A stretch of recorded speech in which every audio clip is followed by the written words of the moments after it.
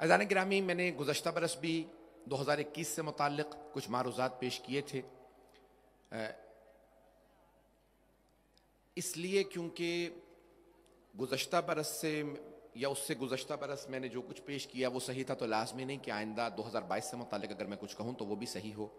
ये तो अल्लाह ही जानता है कि क्या होगा, या उसके नबी जानते हैं या इमाम जानते हैं, ये वो हस्तियाँ जानती हैं। हम एक हालात को दर्क करते हुए, हालात का मुताला करते हुए, हालात पे नज़र रखते हुए एक अंदाज़ा, एक अपना तखमीना, एक तज्ज़िया पेश कर सकते हैं। लेकिन मैं ये नहीं कह रहा, दावा कर रहा कि मैंने किसी फ़रिश्ते को देखा है, उसने मुझे बताया, ऐसा कोई दावा नहीं है। मैं एक नाक़िल अक़्ल हूँ और एक गुनहगार इंसान हूँ। मैंने हालात को जो मुताला किया वो मैं पेश कर रहा हूँ अपने हिसाब से कि 2022 कैसा रहेगा।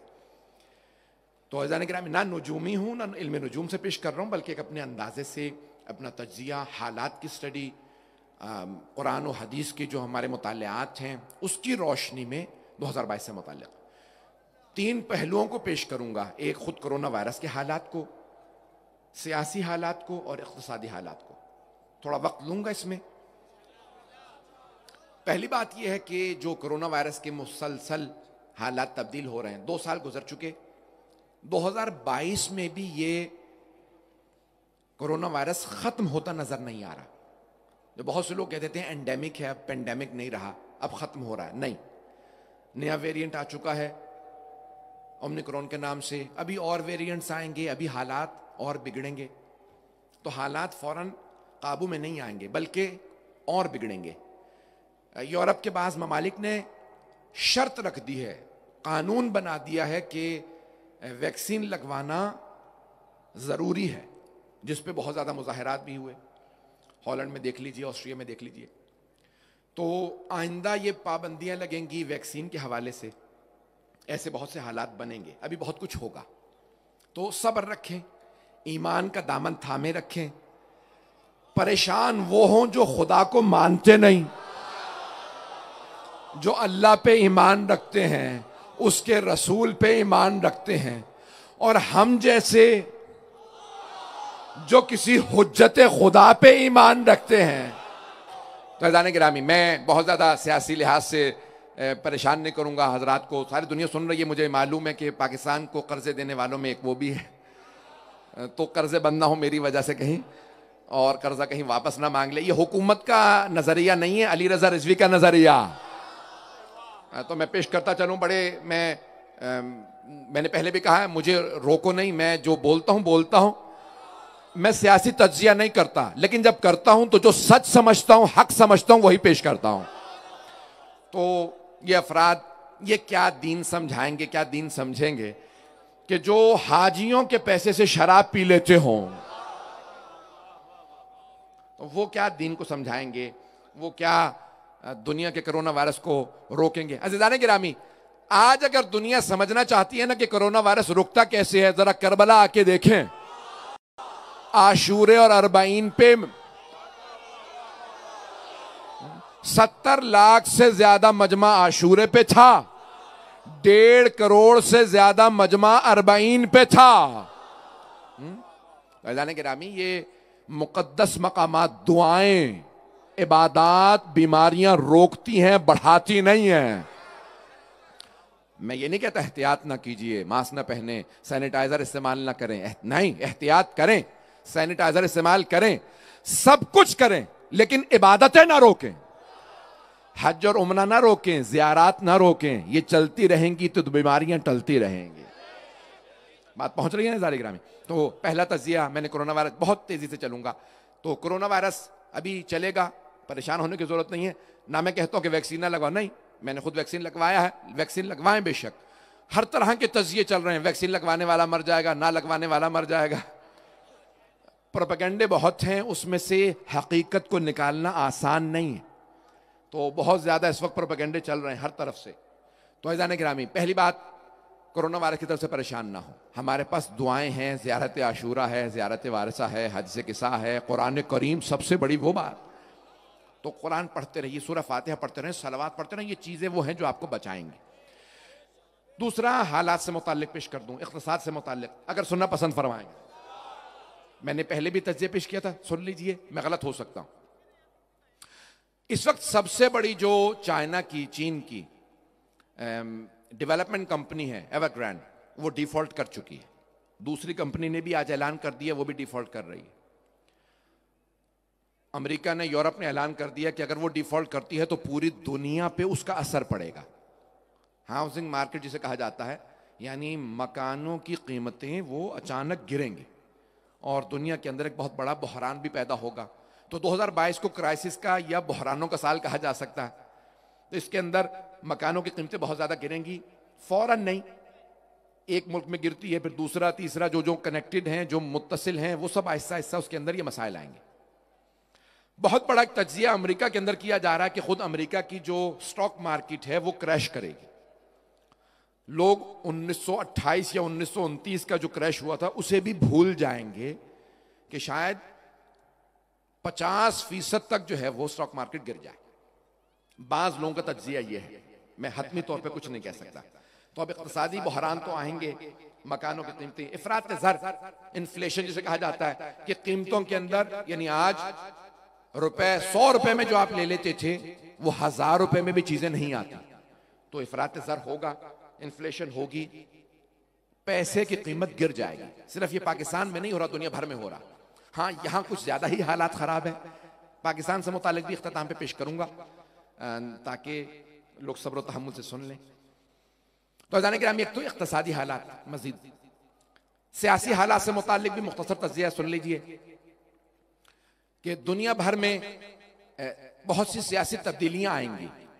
और सियासी तब्दीलियां सिर्फ इतनी नहीं है कि बहुत से हुकूमतें बदल जाएं, बहुत से वज़राए आज़म बदल जाएं, बहुत से सुदूर बदल जाएं, बल्कि शायद जंगें भी हों। और 4-5 मकामात पे इस वक्त जंग नजर आ रही है, लोग बहुत सख्त परेशान हैं। एक तो खुद ताइवान, जहां पे अमेरिका और चीन के मद्दे मुकाबिल आ सकते हैं। यूक्रेन, जहां रूस और अमेरिका मद्दे मुकाबिल हैं। खुद इसराइल और ईरान का, अगर अमेरिका के और ईरान की मुज़ाकरात जो इस वक्त वियना में हो रहे हैं गुज़श्ता 2 हफ्तों से, नाकाम हो जाए तो उसके भी बहुत ज्यादा बुरे असरात होंगे दुनिया पे। तो अज़ान गिरामी, बहुत से लोग कह रहे हैं प्रॉक्सीज होंगी, बहुत से कह रहे हैं नहीं जंगें होंगी, बहुत से समझते हैं कि जंग नहीं होगी, अब सिर्फ और सिर्फ छोटे पैमाने की प्रॉक्सीज होंगी। बहरहाल मुझे इससे तज्जिया नहीं पेश करना। बहुत से लोगों का नजरिया यह है कि नहीं, बड़ी जंगें होंगी। और बड़े बड़े तज्जिया निगार ये कह रहे हैं कि अगर नकारा जंग अगर आप सुन नहीं सकते तो शायद वो अफराद जो सुन नहीं पा रहे हैं वो शायद बहरे हैं, तो जंग के नकारे बज रहे हैं। लेकिन मैं घबरा नहीं रहा, डरा नहीं रहा। इन तमाम के अंदर एक बात याद रखिएगा, मेरी हुकूमतों से भी यही एक अपील है, दरखास्त है कि इस मेरे जुमले को खास तौर से गौर से सुनिएगा, और अपने भाइयों से, अपनी बहनों से, अपने बच्चों से, अपने बुजुर्गों से भी। जनाबे अमीर फरमाते हैं, कभी भी कुफ्र की कसरत से ना डरना, शैतान की कसरत से ना डरना, और अपनी किल्लत से ना डरना, क्योंकि उनके साथ खुदा नहीं, तुम्हारे साथ खुदा है। और इसकी सबसे बड़ी मिसाल देखनी हो तो करबला है, जहां इतना बड़ा लश्कर यजीद आ गया। हुसैन इब्न अली 72 के साथ डटे रहे, और जब 72 लाशें उठाने के बाद असर के वक्त भूख और प्यास में मैदान में आए तो आपने कहा ला माबूद सिवाक, ओ अल्लाह तेरे सिवा कोई माबूद नहीं, मुझे किसी का खौफ नहीं, जबकि मुझे यकीन है तू मेरे साथ है। तो हम इस बात पे यकीन रखते हैं। तो फैजान गिरामी, इन हालात के अंदर डरने की जरूरत नहीं। पाकिस्तान से मुताल्लिक भी कुछ तज्जिया पेश करना चाह रहा था, अगर सुनना पसंद फरमाएंगे तो बावाज़ बुलंद सलावत। फैजान गिरामी, पाकिस्तान के हालात से मुताल्लिक भी मुख्तसर सा तज्जिया सुन लीजिए। इस वक्त पाकिस्तान चंद मसाइल से दो चार है। पहला एनर्जी का मसला है, गैस है, बिजली है, और खुद कीमतें बहुत ज्यादा हैं, पेट्रोल का मसला है, और ऐसे बहुत से मसाइल हैं। ये पाकिस्तान के लिए एक एनर्जी का मसला आइंदा चंद बरस तक बढ़ सकता है। तो हुकूमत के लोग या दीगर हमारे जितने भी अफराद, मैं अपने मोमिनीन से दरख्वास्त कर सकता हूं, जितने भी हमारे साइंसदान हैं, जितने हमारे इंजीनियर हैं, जितने पढ़े लिखे लोग हैं, अगर हुकूमत चाहे या स्टेट चाहे तो हमारे जितने काबिल लोग हैं वो मदद करें कि एनर्जी क्राइसिस को, या जो बहरान खड़ा हो रहा है गैस और बिजली का, इसके अंदर मदद करें। पाकिस्तान की हुकूमत बहुत सी कोशिश कर रही है, बड़े बड़े डैम बनाए जा रहे हैं, बिजली का मामला काफी हद तक हल हो जाएगा, लेकिन फिर भी गैस का दीगर मसाइल खड़े रहेंगे। ये पाकिस्तान चंद बहरान देखेगा। पहला मसला पाकिस्तान का एनर्जी का।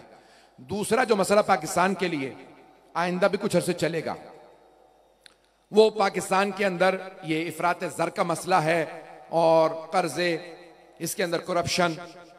एक जुमला कहना चाहता हूं पाकिस्तान के हुक्मरानों से, अगर कोई अमीर आदमी से भी चोरी करता है ना तो वो चोर है, लेकिन अगर गरीबों का कोई हक मार ले, महरूमों का हक ले जाए, तो याद रखिएगा उसकी सजा इतनी सख्त है कि आप शायद दुनिया में उसे देख ना पाएं, लेकिन कब्र से अजाब शुरू होगा, बल्कि मौत से अजाब शुरू होगा। सरवर कायनात फरमाते हैं कि मौत जानकनी के वक्त में सबसे ज्यादा अजियत उसे होती है जिसने रियाया पे जुल्म किया। तो कभी गरीबों का टैक्स का पैसा चुरा के अपनी कोठियां ना बनाएं, अपने महल ना बनाएं, अपनी गाड़ियां ना खरीदें, ये गरीब आवाम है। तो ये पाकिस्तान के अंदर एक मसला बहुत देर तक रहेगा। 3 और मसाइल पेश कर रहा हूं, उसके बाद आगे बढ़ जाऊंगा। आप लोगों को परेशान नहीं करना चाहता, मैं जानता हूं हुकूमत के इदारे सब सुन रहे हैं। एक बहुत बड़ा मसला हमारी अदलिया का मसला है।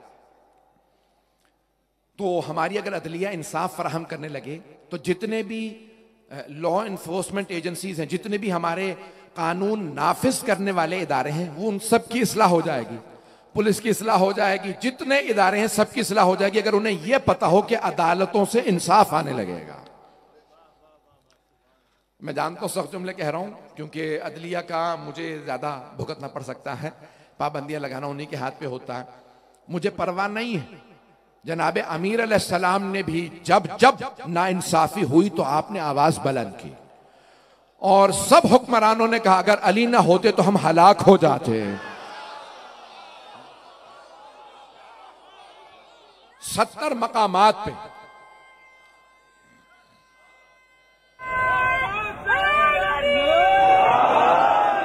मैं मौजूदा हालात के तनाजुर में कहूंगा कि अदालतें जहां पे इंसाफ फराहम ना करें, वहां बहुत सी आफात समावी भी आती हैं।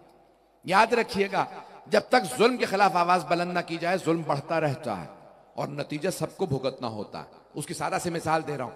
अगर यहां कोई जालिम आए और सारे के सारे ये चराग बुझाने लगे, सब जितने भी यहां लाइटें सब तोड़ने लगे, ऐसा नहीं कि सिर्फ वो जालिम रोशनी से महरूम होगा, रोशनी से सब महरूम होंगे।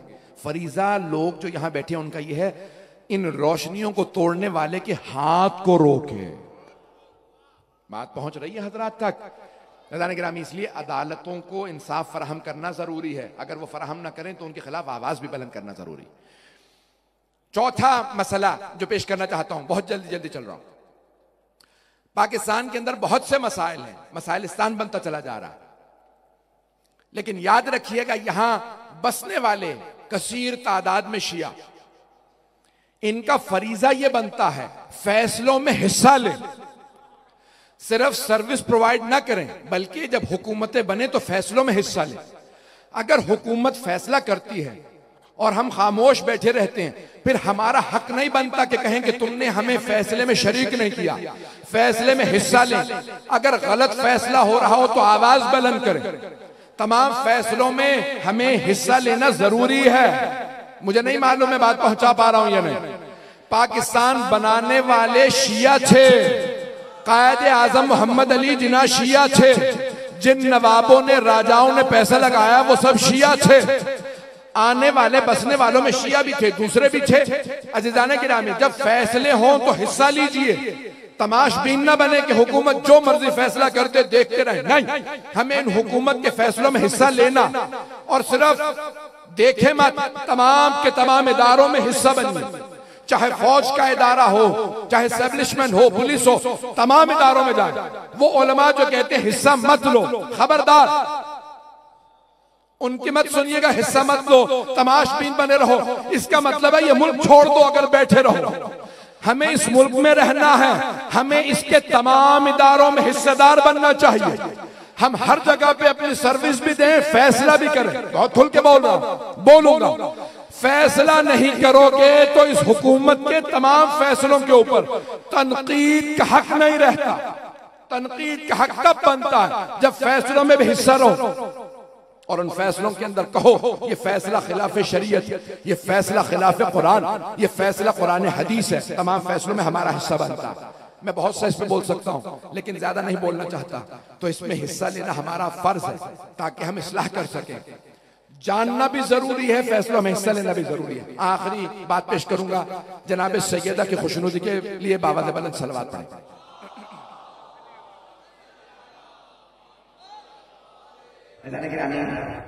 बात बातें शायद मैं सब कह रहा हूं, लेकिन बहरहाल शायद मैं मफहूम ना पहुंचा पाऊं, लेकिन ये नहीं मैं कह रहा कि ये मौजूदा जो निज़ाम है इसके अंदर इस्लाह की जरूरत है। मौजूदा निज़ाम के अंदर इम्प्रूवमेंट के अंदर मेरा सिर्फ इतना कहना है कि अगर हम कोई किरदार अदा कर सकते हैं तो हमारा किरदार अदा करना लाजिम और जरूरी है, और हम किरदार अदा कर सकते हैं। हर तरह से हमारा किरदार अदा करना जरूरी है, लाजिम है, क्योंकि हम उन अहले बैत अलैहिस्सलाम के मानने वाले हैं जो कहते हैं कि जुल्म अगर कहीं पे भी हो, ना अहल को कोई ओहदा दे देना भी जुल्म है। इसलिए हमेशा अहल को आगे आना चाहिए, मेरिट पे काम होना चाहिए, शिया सुन्नी पे काम नहीं होना चाहिए। अगर कोई हिंदू या ईसाई भी अहलियत रखता हो, डॉक्टर अच्छा हो, तो उससे इलाज कराना जायज है। तो ये नहीं देखना चाहिए कि नहीं मैं ये किस दीन का किस मजहब का है, बल्कि जो भी अहलियत रखता है उसका आगे आके इस्लाह करना बहुत लाजिम और जरूरी है। मैं एक और बात भी पेश करना चाहता था, लेकिन अब नहीं पेश करूंगा। आए जरा जिस आयत का मैंने